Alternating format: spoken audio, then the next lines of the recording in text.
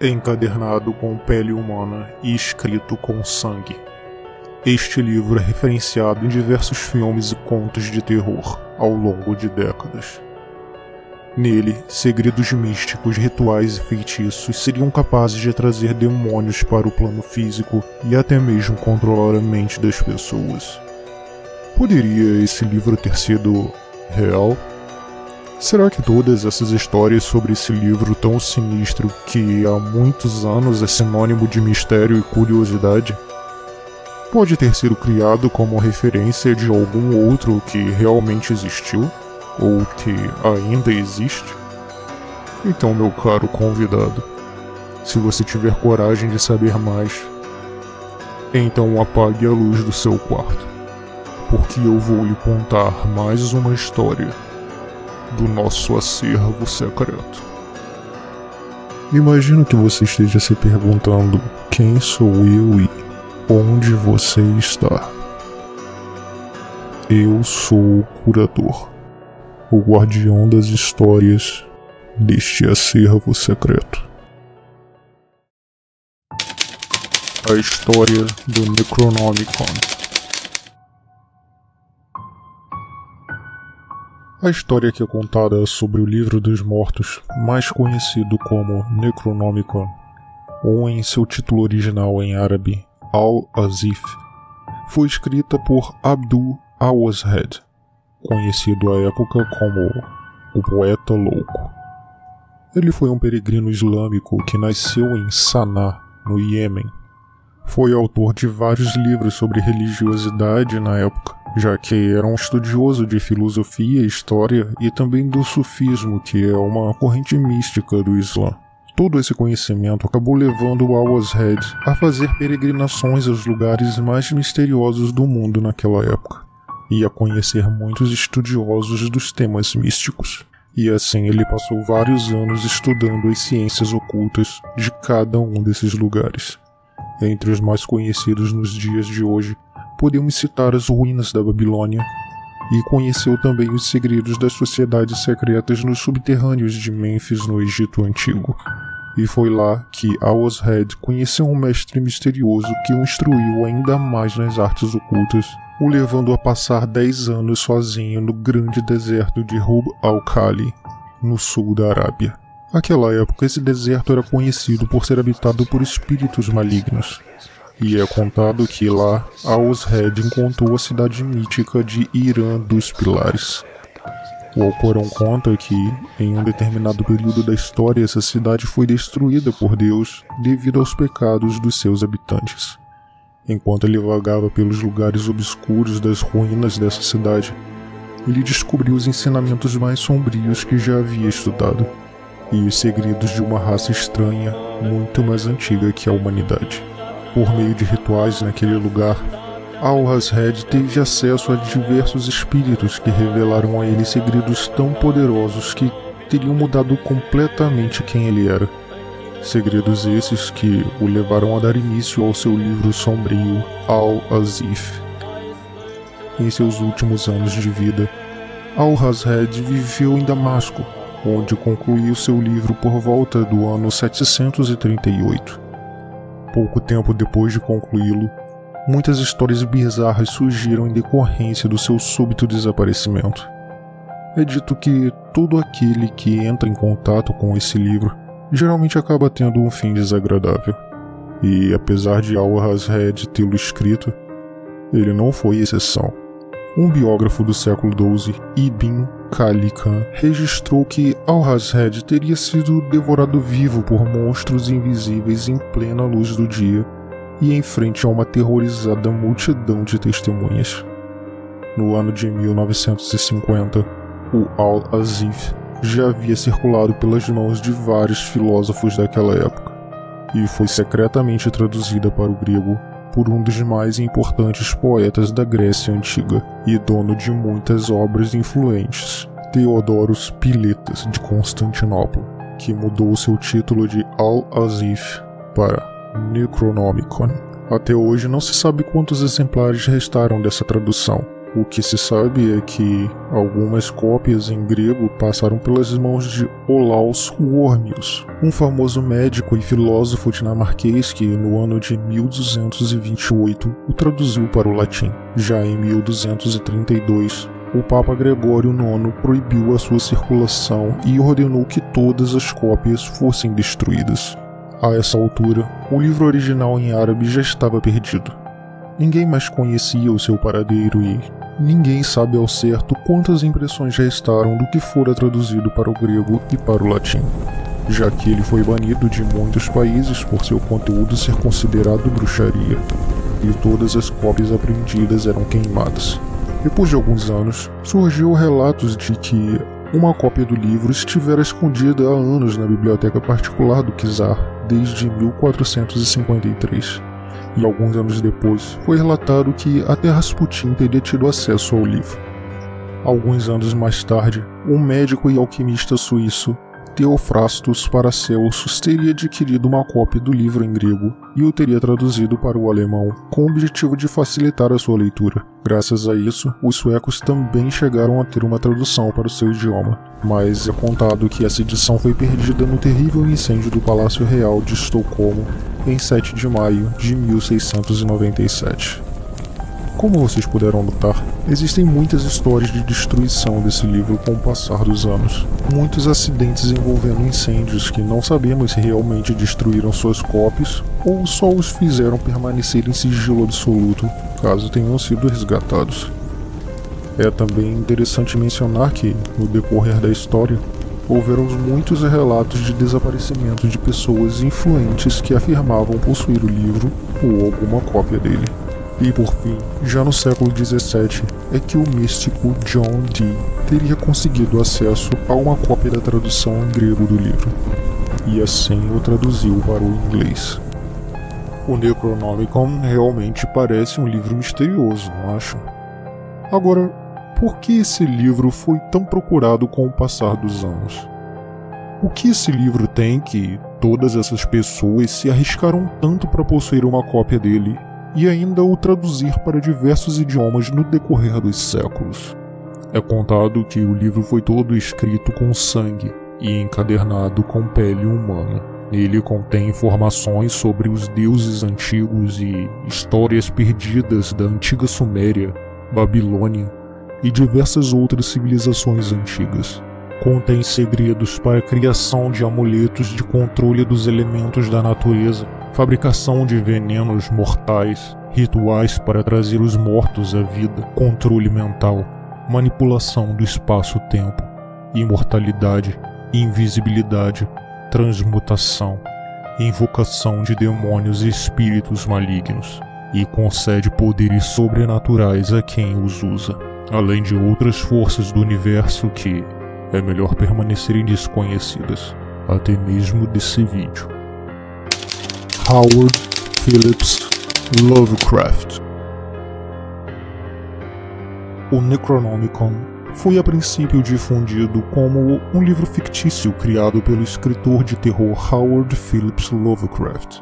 O Necronomicon é mencionado em vários contos de Lovecraft e é descrito como um livro antigo e perigoso, que contém conhecimentos proibidos e pode evocar criaturas sobrenaturais. Embora nos dias de hoje muitas pessoas tenham ouvido falar do Necronomicon, isso muito por ele ter virado uma simples recordação da cultura pop nos filmes de terror e ter sido transformado em um produto de venda que você encontra em qualquer site barato na internet, é constantemente difundido que ele não existe fora do mundo da literatura e do terror. Mas será mesmo? Quando Lovecraft relatou a origem do Necronomicon em sua obra de ficção, ele atribuiu a John Dee a tradução para o inglês. Para aqueles que não sabem, John Dee, assim como outros tradutores do Necronomicon mencionados antes, realmente existiu. E a história dele, meus caros, é tão estranha que me faz pensar: será que o terrível Necronomicon talvez possa ter existido? Ou ter sido inspirado em um livro realmente real? E isso, meus caros, é o que veremos agora. John Dee. o grande mago britânico. John Dee foi um matemático, astrônomo, geógrafo, perito em navegação, astrólogo e ocultista, e até hoje é homenageado em diversas universidades pelo mundo. Ele estudou no St. John College, em Cambridge, viajou pela Europa, lecionou em Paris. Quando voltou à Inglaterra, se aproximou das elites devido ao seu alto prestígio como cientista, e acabou se tornando conselheiro científico e confidente da rainha Isabel I. A única certeza acerca dessa personalidade marcante é que ele pertencia ao seleto panteão dos maiores cientistas do seu tempo. Para corroborar sua importância histórica, é dito que ele foi a inspiração para o personagem Próspero, de William Shakespeare. John Dee, no decorrer dos anos, forjou uma figura do mago como a vemos hoje.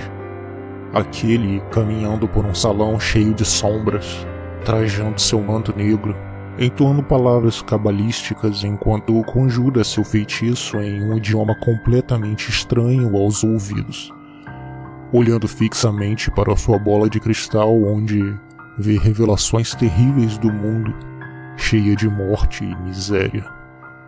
Parece uma cena de um filme medieval, ambientado com magia, mas todos esses clichês, se vocês não sabem, foram inspirados nele.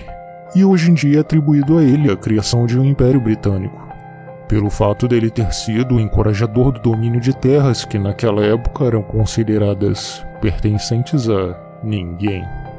Isso é apenas uma pequena demonstração da importância que é dada a esse homem até os dias de hoje. Em certo momento de sua vida, e já desiludido com a ciência, principalmente pelo fato de não conseguir encontrar respostas para os segredos da criação e da vida, deixou-se seduzir pelo sobrenatural e pelo oculto. Após longas pesquisas nessa área, acabou possuindo uma biblioteca particular financiada pela coroa, composta por quase 4.000 livros, muitos dos quais eram raros e muito valiosos. Ele colecionava livros sobre uma ampla gama de assuntos, entre eles astrologia e ocultismo. Alguns dos livros mais famosos que é dito que faziam parte de sua biblioteca eram o livro de Enoque, o livro de Soiga e o livro de Raziel. É importante mencionar para vocês, meus caros, que esses livros ocultistas não podem ser entendidos como livros comuns, como encontramos nos dias de hoje, onde você simplesmente lê e interpreta o que está escrito e entende a sua mensagem. No passado, muitos desses livros eram escritos em códigos, principalmente no que tange aos ensinamentos mais perigosos. Então não eram livros que seria necessário somente entender o idioma para a compreensão dos seus ensinamentos. Era preciso decifrar um código para ter acesso ao real segredo dos livros, e isso é o que era a parte mais difícil. Muito por isso, John Dee se tornou uma referência em segredos de criptografia, e algumas pessoas, até mesmo nos dias de hoje, o associam ao desenvolvimento de técnicas de espionagem, já que muitos alquimistas naquela época utilizavam a criptografia na sua forma mais complexa. Então, não bastava ter o livro para ter acesso a todos os seus segredos, era preciso decifrá-lo. Só que os livros mais raros e antigos se tornaram um desafio para serem desmistificados em apenas uma vida. E logo, John Dee se viu em uma situação onde precisava de ajuda para conseguir o entendimento deles. E foi então, em 1582, que Dee conhece Edward Kelly e ficou muito impressionado com seus talentos paranormais. Depois de um tempo, Kelly conseguiu convencer John de que ele possuía a capacidade de falar com os anjos e outras criaturas místicas detentoras de ligação à sabedoria espiritual perdida nos códigos secretos dos textos antigos, aos quais John ficara fascinado em entender. E muito por isso, Kelly ficou conhecido por ter realizado sessões de adivinhação com o cientista John Dee, e alegava que podia receber mensagens de anjos, e Dee acreditava que essas mensagens continham informações valiosas sobre o ocultismo e a magia. durante as sessões de adivinhação, que Alice se comunicava com os anjos por meio de um sistema de símbolos e letras, enquanto Dee registrava as mensagens. As sessões de adivinhação de Dee e Kelly tornaram-se famosas em toda a Europa, e muitas pessoas acreditavam que eles realmente estavam recebendo mensagens divinas. E então ambos dedicaram-se à compreensão da língua dos anjos, adâmica e enoquiana, tudo para compreender os segredos dos livros e encontrassem uma interpretação cabalística que explicasse a unidade mística da criação. John Dee usava nas suas inúmeras sessões espirituais um espelho negro e uma bola de cristal, objetos que ainda hoje estão em um museu lacrados e indisponíveis a qualquer utilização. Infelizmente ou felizmente, John Dee partiu desse mundo sem deixar nada referente ao ocultismo concluído. Ou pelo menos é isso que querem que acreditemos, já que a maior parte de suas anotações sobre os contatos com seres de outras dimensões e seus livros mais raros supostamente desapareceram no incêndio que houve em sua casa. Será que suas anotações realmente foram queimadas? Ou simplesmente roubadas e o fogo foi só um pretexto para que ninguém fosse atrás dos segredos? Isso, meus caros, ainda é um mistério. A única coisa que sabemos com certeza é que ele sempre relatou que mantinha contato com seres não humanos e que aprendeu sua linguagem. Disse que esses seres são telepatas e que podem viajar no tempo, tanto para o passado quanto para o futuro. Até onde eu sei, essa teria sido a primeira referência na história sobre viagem no tempo e outras dimensões. John Dee morreu em 1608, aos 81 anos de idade, em Mortlake, na Inglaterra. Não há muitos detalhes disponíveis sobre a sua morte. Apesar de bem-sucedido e influente na sua época, alguns relatam que ele teria perdido tudo e passado seus últimos anos de vida na miséria, tendo que vender todos os livros que sobraram na sua coleção para sobreviver. Livros mais raros da coleção de Dee. Como mencionei anteriormente, é contado que John Dee teria possuído uma das maiores coleções de livros raros daquela época. Alguns dos livros que ele poderia ter possuído são livros de magia e ocultismo, como o livro de Thoth, o livro de Abraham Merlin e San Cipriano de Antioquia. Livros de alquimia, como o livro dos selos místicos de Salomão e o livro das respostas de Flamel. Textos antigos e raros, como o livro de Enoque e o Corpus Hermeticum. Livros sobre astrologia, como o Tetrabiblos de Cláudio Ptolomeu e o Picatrix. Como esses livros são muito raros e informações reais sobre eles são de muito difícil acesso, claro, muito porque não sabemos se as obras difundidas nos dias de hoje são realmente traduções fiéis aos livros originais, eu destaquei alguns que possivelmente poderiam ter passado pelas mãos de John Dee e foram objetos de seu estudo. O livro de Enoque. O livro de Enoque é um livro bíblico apócrifo que contém ensinamentos e profecias atribuídas ao patriarca Enoque. Ele é mencionado na Bíblia hebraica, mas não faz parte do cânon bíblico cristão. O livro de Enoque é considerado um livro sagrado por algumas tradições judaico-cristãs, mas é rejeitado por outras como tendo sido escrito por hereges ou como sendo uma fraude. O livro de Enoque é dividido em 3 partes. O livro de Enoque primogênito, o livro dos segredos de Enoque e o livro da vida de Enoque. Cada uma dessas partes contém ensinamentos e profecias atribuídas a Enoque, que é descrito como um homem santo e um profeta. Alguns dos ensinamentos do livro de Enoque incluem a importância de seguir os mandamentos de Deus, a natureza da vida após a morte e a natureza dos anjos e dos demônios. Algumas das profecias do livro de Enoque incluem previsões sobre o fim do mundo e o retorno de Cristo. O livro de Thoth. O livro de Thoth é um livro lendário que é mencionado em algumas tradições egípcias e que é descrito como contendo conhecimentos ocultos e poderes sobrenaturais. Segundo essas tradições, o livro de Thoth foi escrito pelo deus egípcio Thoth, que é conhecido como o deus da sabedoria, da escrita e da meditação. Thoth é descrito como tendo ensinado aos humanos a arte da escrita e como tendo escrito um livro que contém todo o conhecimento do mundo. O livro de Thoth é descrito de várias maneiras diferentes nas tradições egípcias. Alguns acreditam que ele é um livro físico que contém os segredos do mundo e que pode ser usado para evocar criaturas sobrenaturais ou para adquirir poderes sobrenaturais. Livro de Cipriano de Antioquia. O livro de Cipriano de Antioquia é um grimório do século III. É um texto muito valioso e raro que contém muitas informações sobre magia, ocultismo e espiritualidade. O livro é dividido em 3 partes.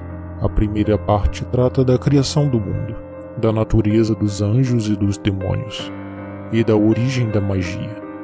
A segunda parte contém orações, conjuros e receitas para a realização de diversos trabalhos mágicos. E a terceira parte é um tratado sobre os cultos aos demônios e a invocação de espíritos. Esse livro é considerado um dos grimórios mais importantes da tradição ocultista, e ele é muito valioso e respeitado por muitos estudiosos do ocultismo até os dias de hoje. Ele foi traduzido para vários idiomas e é amplamente estudado e utilizado por pessoas interessadas em magia, ocultismo e espiritualidade. Livro dos Mortos. O Livro dos Mortos é um livro lendário que é mencionado em algumas tradições egípcias e que é descrito como contendo as palavras e os símbolos que podem ser usados para ajudar a guiar as almas através do mundo dos mortos. Segundo essas tradições, o Livro dos Mortos é uma coleção de textos funerários que incluem invocações, orações e rituais que podem ser usados para proteger o corpo do defunto e ajudar a sua alma a alcançar a vida após a morte. O Livro dos Mortos é composto por vários textos e ilustrações que foram encontrados em tumbas egípcias. Alguns dos textos do Livro dos Mortos são considerados muito antigos e datam cerca de 2.500 anos antes de Cristo. Outros textos são mais recentes e datam de cerca de 1.000 anos antes de Cristo. As ilustrações do Livro dos Mortos incluem desenhos e criaturas sobrenaturais, e símbolos que são considerados sagrados pelos egípcios, como o olho de Horus.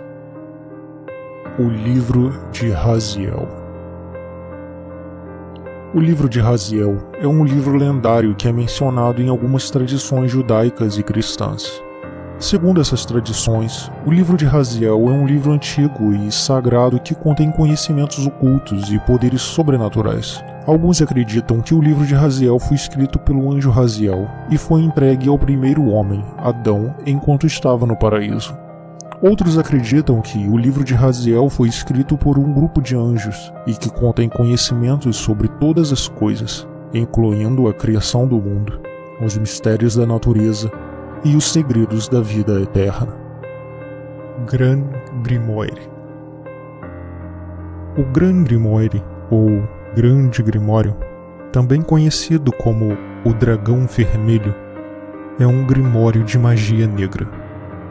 Não se tem certeza de quando foi escrito, mas especialistas datam a edição mais antiga que se tem conhecimento como tendo sido escrita no ano de 1421, mas outros acreditam que a versão original pode ser muito mais antiga. A obra está dividida em 2 livros. O primeiro livro contém instruções para invocar um demônio e para a construção de ferramentas com as quais você pode forçá-lo a cumprir suas ordens. O segundo livro é dividido em 2 partes: o Reino Sagrado e os Segredos da Magia. O Reino Sagrado conteria instruções para fazer um pacto com o demônio, permitindo a alguém comandar o espírito sem as ferramentas requeridas no livro 1, mas com maior risco. Já nos Segredos da Magia, contém feitiços e rituais que podem ser empregados em outros propósitos depois de ter feito o ritual do primeiro livro. Algumas edições contêm um pequeno texto entre as 2 partes que se chama A Grande Arte de Poder Falar com os Mortos, que lida com a necromancia. O livro, além de ensinar diversos rituais para vários propósitos diferentes, como ganhar dinheiro, conversar com espíritos, feitiços de amor, ficar invisível e diversos outros, ele descreve vários demônios, assim como rituais para poder invocá-los. Este livro contém também instruções para invocar o próprio Lúcifer, para aqueles que desejam formar um pacto com ele. Assustador, não acham? Não há dúvidas de que o Necronomicon também teve grande influência desse livro. Ainda assim, existem pessoas que acreditam que essa versão do Gran Grimoire é incompleta e que o verdadeiro nunca foi mostrado ao público e estaria trancado a 7 chaves no Vaticano há séculos. O livro de Aldaraia Sivi Soiga Vocor, mais comumente conhecido como o livro de Soiga, é um livro muito raro e misterioso que foi mencionado por John Dee em suas anotações como sendo um livro que continha informações importantes sobre magia, astrologia e ocultismo. Então, sabemos com certeza que este foi um livro que esteve em seu poder. No entanto, o livro de Soiga desapareceu e não foi visto desde o século XVI, e muito pouco se sabe sobre ele. Alguns acreditam que o livro de Soiga era um grimório muito poderoso que continha informações sobre o universo e o destino da humanidade. Alguns especialistas acreditam que o livro pode ter sido uma fonte de inspiração para diversos livros de magia que foram criados na ficção. No entanto, o conteúdo do livro de Soiga ainda é um mistério e muito pouco se sabe sobre ele. Por séculos ele esteve perdido e só recentemente foi encontrado. Alguns especialistas acreditam que o livro de Soiga pode ter sido um tratado de magia e ocultismo, enquanto outros sugerem que ele pode ter sido um livro de oráculos ou um manual de fórmulas mágicas. Muitas dessas especulações são baseadas em suposição e não há muita evidência concreta sobre o que o livro de Soiga realmente contém. O que se sabe é que esse estranho livro contém uma série de tabelas de números, símbolos e palavras estranhas. Ele é considerado um dos livros mais misteriosos da história, e muitos especialistas acreditam que ele possui informações ocultas ou mensagens codificadas. O livro de Soiga foi examinado por vários especialistas ao longo dos séculos, mas até agora não foi totalmente decifrado. Alguns estudiosos acreditam que ele pode ter sido escrito por um praticante de magia medieval, enquanto outros sugerem que ele pode ter sido criado por um grupo de alquimistas ou cientistas. Ainda há muito que se descobrir sobre o livro de Soiga e seu significado, e é possível que ele continuará a ser um mistério por muito mais tempo. E então, meus caros membros do Acervo Secreto, não resta dúvidas de que muitos autores de ficção, em alguma medida, se inspiram em eventos reais ou em personagens históricos ao criar suas obras. Sabemos que muitos preferem basear suas histórias em fatos reais ou mesclar elementos reais a fictícios, porque isso pode ajudar a tornar as histórias mais envolventes para o público e a tornar mais fácil de acreditar na realidade do mundo que o autor está criando. Então, embora o Necronomicon seja de fato uma criação fictícia de Lovecraft, não há dúvidas de que ele foi inspirado por livros reais de ocultismo e magia. Alguns estudiosos sugerem que o Necronomicon pode ter sido inspirado pelo livro de Soiga, ou pelo livro de Enoch, que é mencionado na Bíblia e na literatura judaica antiga. Já outros acreditam que ele pode ter sido inspirado no livro dos egípcios, aquele lendário livro dos mortos, ou teria sido o Gran Grimoire, ou até mesmo no livro de Raziel. De qualquer forma, o que vocês acham? Se o Necronomicon realmente fosse real, vocês acham que o seu possuidor gostaria de que sua existência viesse a público? Se ele fosse real, vocês acreditam que Lovecraft teria dito a verdade? Eu, pessoalmente, acredito que existem muitas pessoas no mundo que têm interesse de esconder do público livros como estes, principalmente os que têm informações ocultas e que podem trazer poder ou coisas perigosas para a humanidade. Lembrem-se que todos esses livros mencionados aqui você pode facilmente encontrar na internet com uma simples pesquisa no Google.